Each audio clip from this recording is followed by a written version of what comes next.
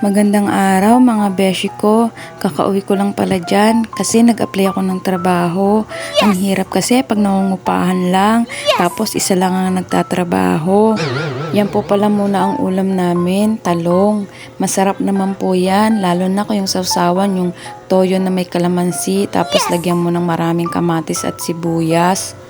At nakikisabay pa rin ang mahal ng mga bilihin. Naranasan nyo na rin ba yung tipong walang-wala na kayo? Ang hirap kasi pag nangungupahan lang. Pero laking pasalamat ko pa rin kasi meron kaming natutulugan at nasisilungan. May time pa nga na nagkakasabay-sabay ang mga bayarin. Yung tipong bayarin mo na sa upa, tapos sumabay pang naubusan kayo ng gas at bigas. Minsan matutulala ka na lang o maiiyak ka na lang. Yung pakiramdam mo na pagod ka na. Pero ipahinga mo lang yan. Kinabukasan mawawala din yan. Minsan nga, yung natitirang sahod, 1,000 na lang. Yun na yung pagkakasyahin ko hanggang sa sunod na sahod.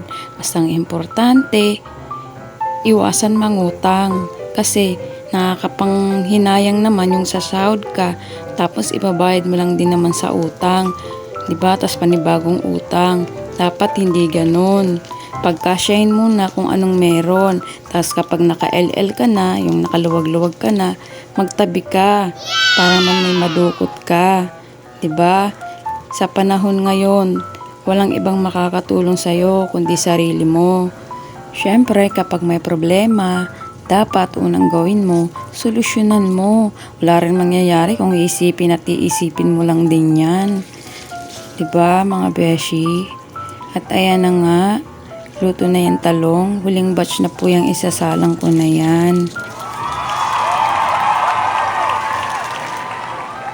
At muntika na nga pong masunog. Konting-konti na lang, makikremate na.